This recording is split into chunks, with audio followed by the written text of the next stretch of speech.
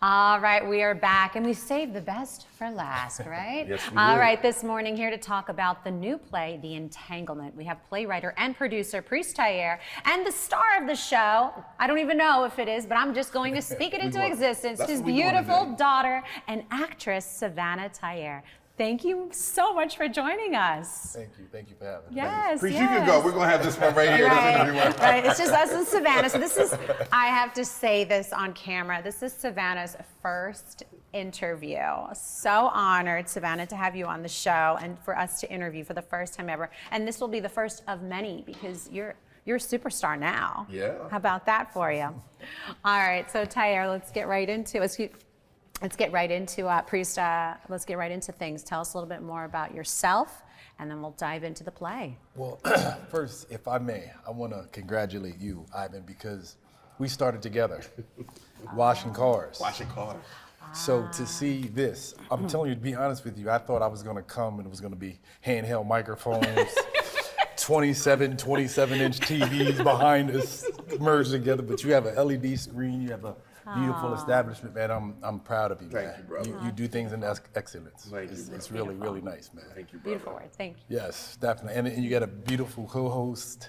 I mean, this looks like Channel 26. I mean, I'm sorry, not 26, Channel 6, Channel 3. I'll take that, yeah. Good Morning America, I'll take Good Morning. that too. This is good, man. This is good. This is That's really good. beautiful. And the same here, man. I'm super proud of what you're doing. You know, Yeah, thank you. we started together over on Green Hill Avenue, washing cars. Washing cars. Right, and then to see, like, I remember watching an interview you did, well, when you brought Tyler Perry up, or he brought you up, and he said, this is the next me.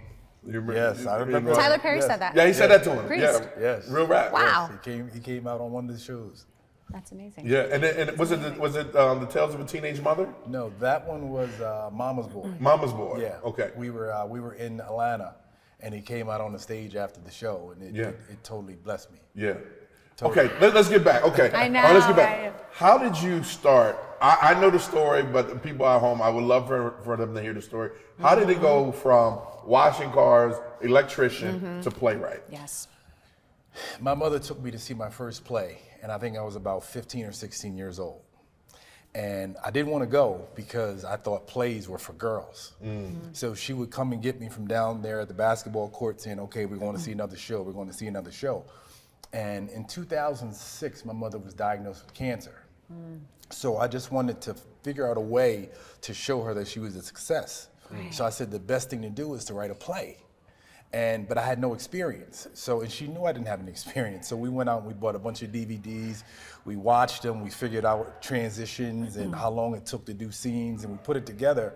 And that was in 2007, but unfortunately she didn't get a chance to see it because she passed right before the show.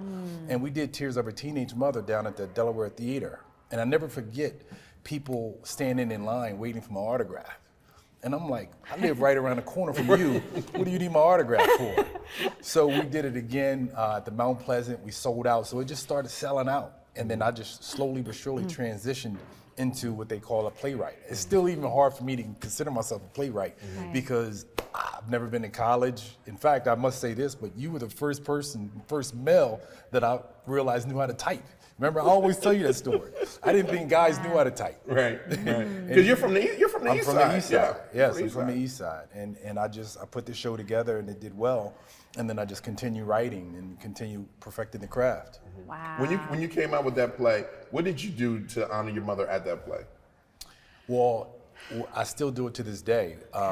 Every show I have, I put roses in the front seat, the front row. So first it was just for my mother, but my father has since passed. So the first 2 rows is always roses there. That's beautiful. And because I know that's where they would be seated if they were still here. I love that. Thank you for sharing that. That's important to honor the ones that supported you, the ones that raised you, the ones that uplifted you. It's so, so important to never forget, and I'm sure that's a beautiful reminder every show because you know, they are definitely guiding you and shining down on you as angels, as I like to say. Thank you. Priest, wow, this is amazing. What a inspiration. Yeah, Ivy, you didn't tell me this. Yeah, total inspiration. This is an inspiration. Yeah. Wow. So how many plays do you have under your belt now? 9. 9 plays. 9 Congratulations. Can you run down the names for us?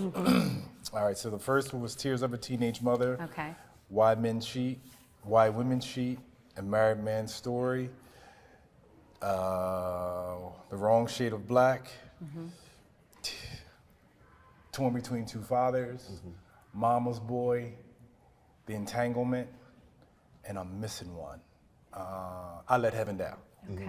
You done worked with some amazing people over the years, from Robin Givens to Vivica Fox, Nephew Tommy, Johnny Gill, Shirley Murdoch, Tony Grant. And this particular show, we have Little G from Silk. We have Sunshine Anderson, Tony Terry, Josh Copeland. Yeah, we have a pretty good lineup. So with that Yes. cast and how you cast those amazing people, please tell us, how did you cast Savannah? Well, The start of the show. she is by far the biggest inspiration on why I do it. Oh, wow. So I have shows when she was a little girl and she would be backstage looking at me perform. And now that she's older, she's kind of like, she has the bug. So Yeah. now we have her in acting class, she's in Excellent. dance class. Excellent. And she's just a ball of fire. Right. So she wanted to be in the show, and I said, "Are you sure?" She said, "I'm positive." So my beautiful wife put her in acting class, and they had rehearsal at the house yesterday, and she's shy now because this is different. Like, she sees the camera. I think if she didn't see the monitor, she would have been okay, but she knows now she's on television. Right. But it's a different feel for her. Right. Now, Savannah, what role are you playing? Scarlet. Scarlet. Okay. Okay. Very She exciting. plays the niece of one of the headliners, and she's just a person who's introduced because she loves Michael Jackson. So I'm not going to give it away, but she has this big opening act with Michael Jackson. Okay. It's gonna rip the house. Are you showcasing your dancing skills since you're a dancer too? Yes. What's your favorite style of dance? Ballet, tap, jazz, hip hop? Jazz? That's mine too. How about that? I used to take dance when I was your age. All the way up until I was a couple years ago. We should cut a rug. No, not in these heels. Not in these heels. That's exciting, Savannah. We're so happy for you. And I'm sure you're so proud. Are you proud of Dad? Yeah. Yeah, I think so too, right? So without giving it away, right, there has been a lot of talk about the word entanglement. Without giving it away, what is it about? It's about two brothers that think that they're God's gift to women. And they think that their role is to satisfy the needs of women. And the one brother does the unthinkable and he falls in love. So then one lie has to cover this lie and then has to continue to cover lies. And it just gets into this big entanglement. And in most cases, that gene is handed down from their father, but this is handed down by the mother. Real life story. Real life story. Real life story. I get you. Not saying, real life story. Yes. How did you go about choosing the cast for this? That was the hardest part because my wife and I, we would just sit down and we would pull up a playlist and just say, okay, this person, it won't work out. Right. This person will be a little too expensive. Okay, let's give this person a call. Right. So once you start putting the list together, then you got to pray that their schedule is open. Right. So Oh, if you don't do it open enough, far in advance, Mother's Day weekend is a hot weekend. So you got to get it early. So we started this process like in December. Okay. So that is opening weekend for Yes. the play. May So 13th and 14th. May the Grand 13th. Opera So House. there's two Two shows. shows, yes. Well, let's talk about it. How can people get tickets? You can go to it's the entanglementtheplay.com. Okay. You can go to the Grand Opera House. You can go to my Facebook, which is Priest Tyaire. If you type in the word entanglement, either one or two things is going to come up. Okay. Jada or me. Right. You got a couple tickets left. Yeah, we had tickets left. Okay, The good. floor for both shows are pretty much sold out. Amazing. So we still have two levels, but we're a month away, and the radio stations are just starting to kick in. Okay, high so you better get it now. You better get it hot. Right. Yes. So you got Tony Terry, Sunshine Anderson. Who else do you have? Little G from Silk, Josh Copeland from Sunday's Best, Miss Savannah. We have Grace Johnson. We have Camille Forrest. We have Carl Lally. Mr. C. Yes, Okay. yes. We have a good lot, and even Fred Reed is singing in the show. Yeah. Yes, Fred. yes. Yeah. So okay, Priest. After this play, should we expect more productions? I'm Oh yeah, sure. yeah. In fact, I was in Philly Friday. The promoter who tours my shows, he was in Philly. He asked me to come up, so we were talking about the production. So it's definitely going on. It's tour. definitely going, yeah. That's in amazing. fall. Yeah. So you're going to take it from again. I don't expect anything less. You want you open up here, and then you're on tour again with the Entanglement. Yes. Right. Mama's Boy did 52 cities. Wow. Wow. 52 cities. Yes. I have to go back a little bit because I don't think we touched on it enough. And you are clearly an inspiration, Priest, and thank you so much for sharing your story. But I know that you mentioned something to me off camera that I feel that we need to talk about on camera. You actually took a break and Yes. stepped away from playwriting. What brought you back? Everything that I do has entertainment wrapped in it. Because right now, the break that I took, I jumped back into construction because it was only 3 things that I knew how to do: write shows, electrical work, or detail cars. And the detailing shop is still up and running, but with the shows, it was just a different feel. It's a different feel. So even with the construction, I'm consistently figuring out ways to entertain. You know, I'm not just a playwright, I'm not just a carpenter or electrician, I'm a businessman. Yes. And just I'm hearing the commercials of different shows. My wife and I went to see a show in DC, and I said, you know what, I gotta get back out there. Yes. I That gotta bug. get back to, yes. That bug. So I went down to Texas about a month ago, got with a production team, because things are different from 6 years ago, the last time I was on stage, i.e. the video screen. Right. People are not really lugging big sets around anymore. Right. They're doing video screens and you can change it just Yeah. at the drop of a dime. Yeah. So just seeing what he was able to produce for me, I said, oh, I gotta get it. Right. So it's just a good feeling to know that I can take a $3 ink pen and a $7 tablet and people stand in line to buy tickets. Yeah. It's a feeling that, especially with me and you, Ivan, you can say the same thing because we're cut from the same cloth. We weren't supposed to succeed. Yeah. We weren't supposed to be where we are. And if you do things in excellence, you'll be untouchable. Yeah. I love that. Out of the things that you've learned, like you said, you didn't know how to write you didn't know, and you even still today find it robbery to say playwright. Yes. Right. When you learned that the non-traditional way, how did that change you? What did you learn in the middle of that? You know, like when you said you and your mother brought CDs, the DVDs, and you looked and you studied the transitions, because that's the same way I've learned with the camera. I wanted to see how they were making commercials. I would sit there and take notes.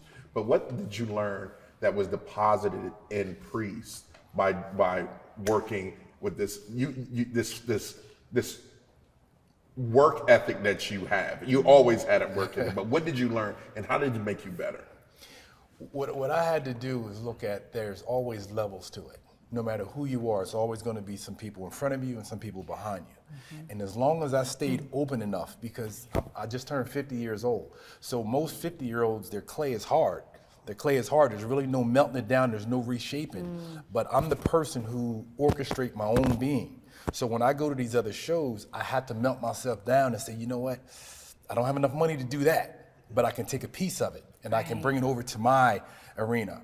And as long as I'm able to always listen and pay attention and learn, I'll always grow. Yes. Like you can go to another establishment that has a little more finances than you, and you'll be there taking notes. Did it like we did it in New York. Right. So as long as you're always able to do that, you'll always grow. You'll always manifest into something, and then people will be behind you, then you're in front. So it's just a revolving door. Yeah, we call it adapt or die. You know, Adapt or die, I like that. Adapt or I die. like that. You better adapt. Like we went to the Sherry Shepherd show. My producer Naj and Kaylin set it up, and we went there and we were like, oh my gosh, you know, they have $1 million budget. They're doing this, and we was like, okay, what can we take from that, make it our own, and then implement it here. Right. You know, what advice would you give someone from around the way, right, that looks at you and say, I want to be like him, or I want to be better? What advice would you give them? You know, the funny thing is, up until a year ago, I had a felony on my record. I got in trouble when I was 18 years old. It took one time for me to get locked up to say, this is not for me. So now I'm in a position to employ people who don't get that same opportunity that I got. So watching, in fact, we had some temp guys come up to one of the job sites, and I'm listening to them, I'm paying attention to their movement and listening to their conversation, and I'm like, listen, you can't have the same conversation if you go to a white establishment, because they're gonna be scared of you. I know it's your lunch break, but listening to the conversation, you gotta change the narrative. You have to. I said, because I'm the same person that was in that conversation when I was 18 years old. I said, I took that example and said, this will never happen again. And I did the same thing with work. In 1998, I got laid off for the last time. And I said, I can't even get my son's Christmas gifts. So at that point, I had to become an entrepreneur. I made money, lost money. You and I met at the post house, remember? Yeah. We met at the post house, and we started a company together. We did it for a while, we bumped heads, then we separated. He went his way, I went mine, and we were both successful in our departures. So it's possible. But put in there, we were men enough to come back and to apologize Yes. to each other and move forward. Exactly. That was very important. That was very important. That was very important to our growth and to us individually. Because what we're doing now, it doesn't have to cross paths. Right. So for us to do that, it puts us in a position where we can always remain friends. Yes. Because if we just imagine if we stayed detailing, we still probably bumping head. Also, I think a key word here is forgiveness. Yes. I think a key word here is forgiveness. I remember the day that we forgave each other. We were like, dude, like, bro, I'm sorry. I apologize. And it was so freaking touching. Right. And we see each other now in the street, and we really have these one-on-one men conversations. Because, and he's right, we're not supposed to be where we are. The power of forgiveness. And we're here, and we're like, yo, they're giving us the sign to wrap it up, but we having a moment. We having a moment here. But no, Priest, look, I really appreciate you and really love what you're doing. And I love to see your growth. I swear to you, I'm on the sideline, always rooting for you and saying, yo, and it's still a competition, but not a competition of who's better, but a competition to make sure that we both succeed. Yes. Right. We're gonna get to the finish line. We both gonna get there. For sure. Remember, there's plenty of room at the top for the We gotta go. We gotta go. All right, the cooking show's up next. Thank you, Savannah. Thank you, Savannah. Priest. All right, Priest, real quick, 5 seconds. Your camera, invite people out. Please come out Mother's Day weekend, May 13th and 14th at the Grand Opera House. You will not be disappointed. The Entanglement, the show. Please come out. You will definitely love it. Thank you so much. God bless.